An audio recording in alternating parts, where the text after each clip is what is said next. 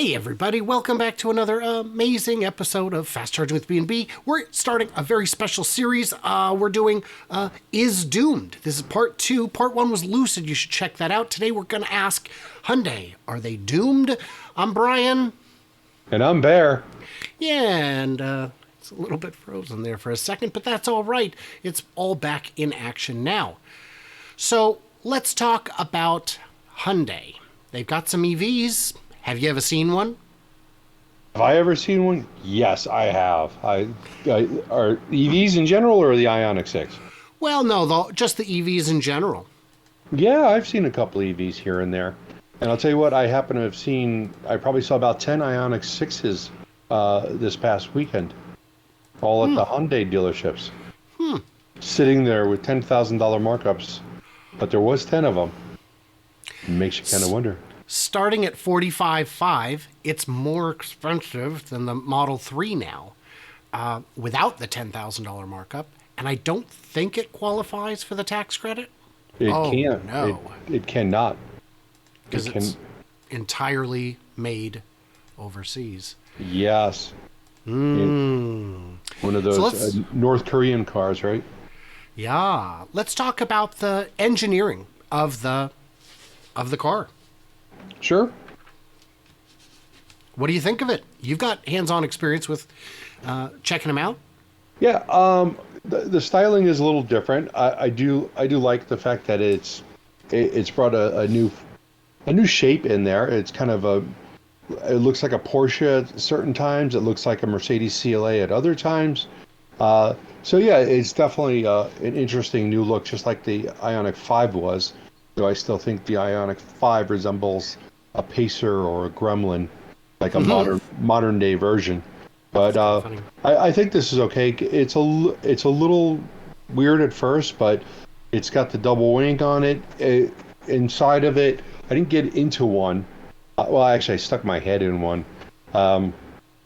It looked okay on the inside. It still has the idiotic door handles that present themselves always. So whenever they're unlocked, you can see that someone left their car unlocked. Because if they sell a lot of these cars, I'm gonna start going around and just finding unlocked Ioniq 6s and 5s and Kia EV6s and just steal everything in there.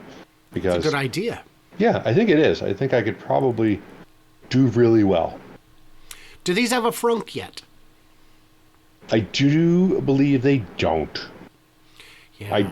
I did not check, but I can't imagine why that they would. I think the last time I saw anything on the front on the Ioniq 6 was a negative. I could be wrong, and we did not pop the hood, but I can't imagine why they would change it. The EV6 has nothing.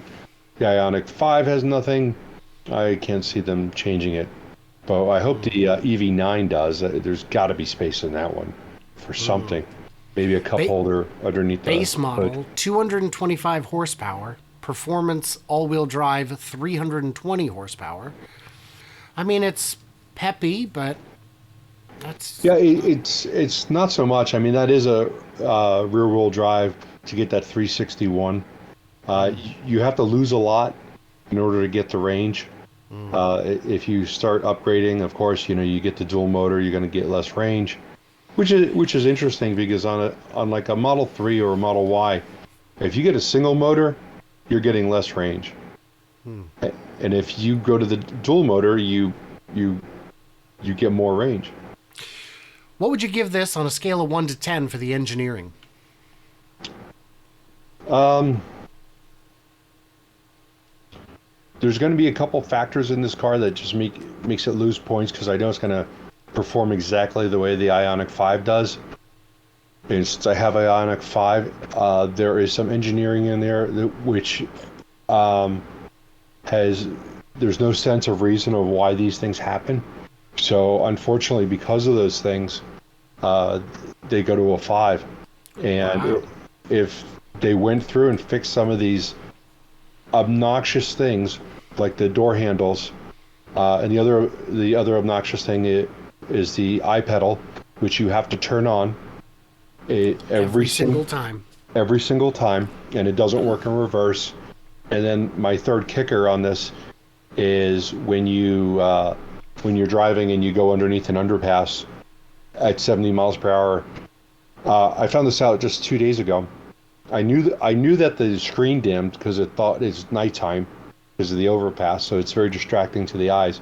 It goes on and then drive 100 feet and it goes off. But the headlights and the taillights go on also. I was behind an Ioniq 5, I think it was yesterday morning, and it was in Vegas, and we go under an underpass, the taillights come on, 15 seconds later they go off. So that is part of their dimming of the screen, and that is just bad engineering. It should be set to 30 seconds or something before your screen dims and your I feel like headlights, that's taillights. something that we solved in the 90s. Oh yeah, I didn't even know it was ever a problem Right. of when that should come on and off. Right. So that Also, it's yeah. very disappointing engineering, things like that. So I actually gave it a 7 because it is reasonably well built, reasonably competent. It's a major manufacturer with a serious effort. And while there's room for improvement in things like the frunk and the range and some of the little things, I still think it's pretty well done. Yeah. So I'm giving them a higher rating than you on that. Yeah, and I will say some of the things I'm complaining about are little things. The door handles to me are not in the iDrive. Those are big to me.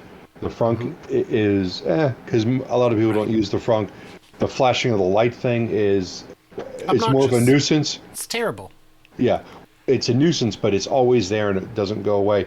I will say that the car is very well built, except for I have a rattle somewhere in the back, and I cannot figure it out. I've spent some time in my 5, and I cannot figure it out, and it becomes very frustrating. But every car I've had will have a rattle, so I can't really knock it for that. So, Okay. So in terms of the demand, I've got this chart here. oh, this is pretty. Yeah, isn't that nice? This is showing the EV sales forecast. Because they don't have trucks, they don't have vans, but they have cars, and they have cars in more than one shape. What would you give them on a scale of 1 to 10 for how they're going to fare in terms of demand, especially if their prices adjust to match other cars? How are they? You want a 1 to 10 number on Yes, sir. and 10 being the best? Yes, sir. I'm gonna put them up pretty high. I'm gonna give them an 8 for demand. I think that's very respectable. I just said 7 because we haven't seen the price drops yet. Hopefully they can drop the price to match the other competitors in this price war. And if they do, the market will absolutely buy these. It's a reasonably competent car in a good segment with a lot of room for growth. We discussed how Lucid's demand is going to be terrible because they're so expensive that the market is just not there. Yeah, so let's talk about their profit margin. Do they have area to move? Well, that's our next topic is cost control. So they don't break it out. We don't know what their electric vehicle margin is, but we know their entire margin is only 4%. And that's painful. Let's go to the 5. I'm going to click on the 5-year chart, and we can see the best time they've had was 8%, but mostly they're in the 4-ish range. And I think they are losing money on these because surely they're making money on the ICE cars, and this is pulling it down. I think their cost controls are not ideal, but they might be faring better than others.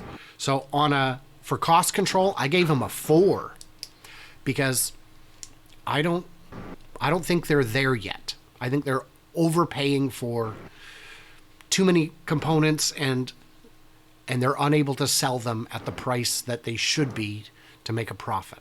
Your thought? Yeah, I'm going to agree with that, and of course I'm going to throw in a dealership jab. It's sad that the dealerships are going to make more profit on these cars than the manufacturer. And So this is probably something I can say in every episode that we're going to make of this, of X is doomed. So, yeah, but yeah. but this is the situation. I've been into the Hyundai dealerships, and they are asking stupid markups, and they're going to be making more money than Hyundai will themselves. That's very frustrating. So you said 4 also. Okay, pair of 4s. The next element is Hard 8. Sorry, just came back from Vegas, so you know. That's right. Next element is cash on hand, and I'll just tell you they've got 25 billion cash on hand. And if you go back to the early 2000s, they only had like 5 to nothing on hand, and this number picked up around 2013 and has been just strong ever since in the 20-ish billion range. Yeah, and what happened? Because I mean, they went for there's that weird spike in there. Looks like they sold something and then they bought something back. And Well, then Hyundai is a lot more than a car company, and I don't yes. know if this only counts automotive. Okay. But yeah, they're so it could be all their other segments too. And it could be that their drain on margin is from non-automotive endeavors, but I'm just not sure. But I would say for me, that cash on hand, I'm going to give that a 7 because although 25 billion is a monumental pile of cash, they've got a lot of factories to retool. They've got a lot of everything to retool, and 25 billion will only get you 5 or 6 factories, and they probably need to overhaul everything. Yeah. One thing to keep in mind here is that their cash on hand almost a year ago to the minus 2 months was 20 billion.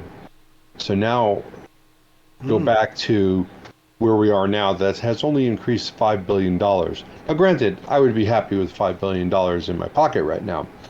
I would need a very large pocket also. But a difference in 10 years of only $5 billion in cash on hand, because there's something in here that we're not seeing that happened in that we don't know about. It happened in 2011 and 2012, where they went from having 6 billion, 7 billion, 8 billion to having 15 to 20 billion in the bank, and it's stayed steady since then and grown not that much. So I wouldn't call them a cash making machine like Tesla's Model Y is and the 3.